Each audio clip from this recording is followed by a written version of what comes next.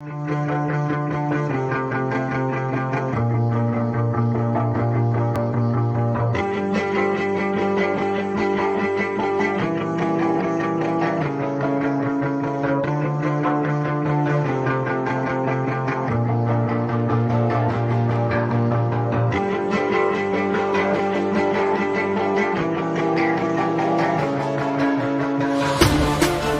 nome é Fabiano Timbó, eu sou um apaixonado pela literatura. Bem-vindos ao canal Diário de Literatura.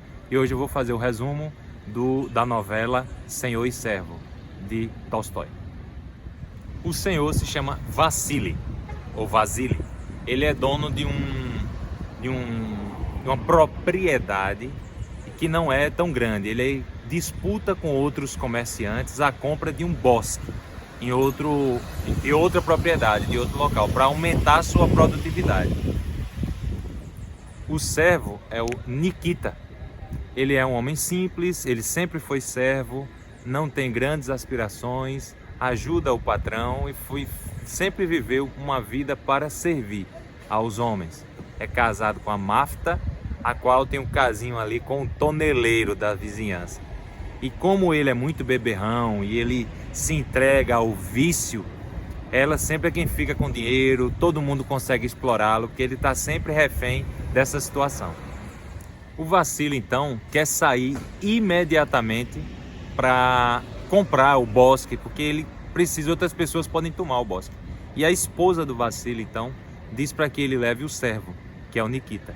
Ele retruca um pouco, não quer, mas acaba levando. Só que no meio do caminho ocorre uma nevasca. Ele está indo, decide ir por um caminho que é o mais seguro para ladrões, claridade, porém é o mais longo, né? Então ele resolve pegar um caminho, mas a nevasca atrapalha a visão e eles se perdem, sendo encaminhados para uma cidade vizinha. Nessa cidade vizinha, ele mais uma vez, ele vê que não está no lugar, o Vassily, ele quer porque quer comprar o bosque. Então ele praticamente ele sai sem descansar, sem nada, em busca do caminho. E mais uma vez eles se perdem, começam a dar voltas. O Vassily percebe que a situação não é boa e aí ele resolve voltar para o mesmo local de onde ele partiu para poder tentar se orientar. Bom, na segunda vez que ele entra na cidade, ele já é recebido por uma família ali perto. Ele procura ajuda. Ele é recebido pela família, eles se alimentam, ele toma vodka, ele observa as discussões da família sobre apartar os bens, mas ele, mais uma vez, ele insiste. Todo mundo pede para ele ficar na casa, descansar e no outro dia de manhã, mas ele quer porque quer fechar o negócio do bosque. Então ele sai com o Nikita, porém um dos filhos da família resolve levá-los até uma parte do caminho, para que eles dali sigam adiante. E esse menino volta para casa e eles vão continuar o caminho sozinhos. Finalmente, quando parece que eles estão no caminho certo, eles mais uma vez se perdem. E aí eles se perdem, mas eles se perdem mesmo, eles se perdem de um jeito que não dá mais nem para voltar para a cidade. Eles não têm ideia de onde estão. E nessa terceira vez, o Nikita ele cai numa ribanceira, ele quase morre. O cavalo estanca toda hora, a nevasca aumenta, o gelo praticamente impede do trenó se locomover. Eles percebem que não vão continuar. Então eles vão para um lugar onde existe uma proteção para desmoronamentos e eles percebem que tem que parar o trenó ali para poder passar a noite, ali naquele local. Bom, chegado ao local, cada um começa a preparar o ambiente, porque eles precisam descansar, eles de fato vão passar a noite. E aí começa como se fosse a história, se divide cada um no seu lugarzinho ali. Então, primeiro o Vassily aparece os pensamentos do Vassily. Ele praticamente não consegue dormir, ansioso e pensando em ganho o tempo todo. Ele pensa em duas coisas: ganhar dinheiro e morrer ali. Então há um pensamento muito forte, tanto na morte, que ele se desespera um pouco, como em produzir, ganhar, ficar milionário, pensar nas pessoas que já trabalharam no mesmo lugar, que são comerciantes e sempre dinheiro o tempo todo.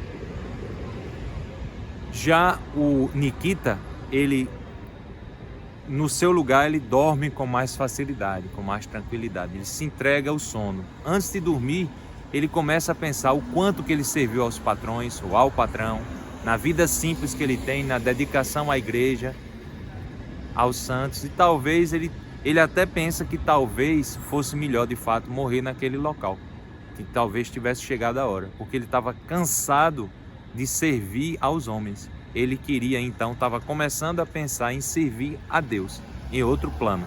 Ele já estava cansado de só servir. Então, no meio do desespero, o patrão, o Vassili, ele resolve pegar o cavalo e fugir dali, buscar a vida. Ele ainda pensa, não, ele já vai morrer mesmo, então vou pegar o... Então ele começa a sentar no cavalo e cai. Ele tenta de novo, na agonia, cai, começa a fazer um barulho. E aí o Nikita acorda, ele sobe no cavalo, olha para trás e aí deixa o Nikita e vai-se embora.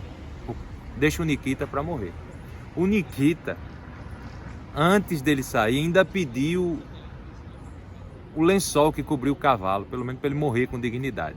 Bom, e aí o Vassili, ele começa a correr, sai com o cavalo, fica desesperado e começa a ouvir barulhos, mas ele vai em direção a sair dali, deixa tudo para trás. Num determinado momento o cavalo se assusta, para, é como quem chega num precipício, então ele fica se segurando, aquele negócio, ele se joga do cavalo para não morrer. Só que aí o cavalo, o que é que faz? O cavalo dá um pinote e sai correndo, e ele fica sozinho, o Vassili.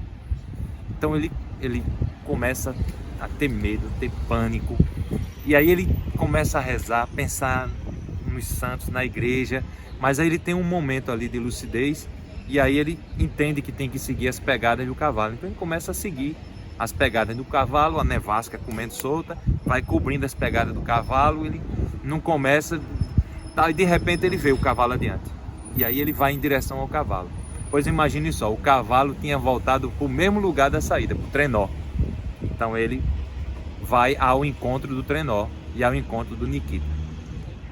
Quando ele chega, ele encontra o Nikita lá, encolhido, imóvel, e ele diminui um pouco o pânico, começa a respirar, tenta arrumar o cavalo, arrumar as coisas para lá, mas aí ele começa a perceber que ele realmente ali é muito inóspito, que eles podem morrer. Então ele toma uma decisão, ele vê o Nikita imóvel, observa se ele está respirando, descobre que ele está respirando, e aí ele resolve deitar em cima do Nikita, porque eles vão trocar calor, e assim há uma possibilidade de um dos dois sair vivo. E nesse momento ele só consegue prestar atenção no outro que está ali, que é o Nikita, na respiração. Ele queria muito que o outro ficasse vivo para ele não ficar sozinho. E aí ele começa a refletir, as horas então não são ansiosas, começam a passar lentamente. Ele passa 3, 4 horas ali deitado em cima do Nikita, e aí ele tem um momento de epifania. Ele entende o propósito da vida. Ele entende naquele ato que ele está fazendo o que é a santidade, o que é o bem, o que é o amor ao próximo. Ele entende. Então ele se entrega totalmente e não consegue mais levantar dali. E ele morre. O Nikita, por sua vez, acorda depois de algumas horas, vê que o patrão já está morto, observa que o cavalo também acabou de falecer, deu um coice ali e acordou, mas aí ele também vê que ali é impossível, ele se entrega, o Nikita. Só que aí 24 horas depois as pessoas começam a procurar, os mujiks acabam achando o lugar onde eles estão, desenterram a neve, né, que a nevasca comeu solta, mas aí eles retiram os 3, só que 2 mortos e o Nikita vivo. E o Nikita é levado para a cidade, é alimentado, volta a trabalhar na fazenda do ex-patrão, que agora é falecido, continua na vida dele de servidão, vive mais 20 anos e aí já velho, já bem mais velho, ele começa a perceber que começa pela idade a dar trabalho à família, ele vai e finalmente ele se entrega e morre e vai para outro plano espiritual. Eu encontrei essa novela no meio do livro Clássicos dos Contos Russos, publicado pela editora 34. É um conto, no caso uma novela, que explora muito bem a ganância e esse desejo forte, centrado numa coisa que geralmente é o bem material. A gente está numa sociedade onde tudo é dinheiro, tudo é mercado. e a gente está ficando cada vez mais no mercado pelo mercado. Tudo muito caro, tudo inflacionado, e para a gente resolver a gente tem que ter dinheiro. Então a gente vive numa sociedade basicamente que estimula a ganância. A ganância, que é diferente da ambição. A ambição você pode querer, ter um desejo forte, mas você se compraz ao achar. Você pode ter uma ambição por honra, uma ambição por conhecimento, uma ambição por posição social, mas a ganância é o desejo positivo, é aquele desejo que não se sacia. Você quer, você vê, você quer, você vê, você quer. Então é importante a gente parar um pouco, ler um conto, caso uma novela como essa, para a gente refletir nas próprias ações, se a gente não está extrapolando da ambição para a ganância. Deixe suas dicas, comentários. É isso aí, show, um abraço, até a próxima.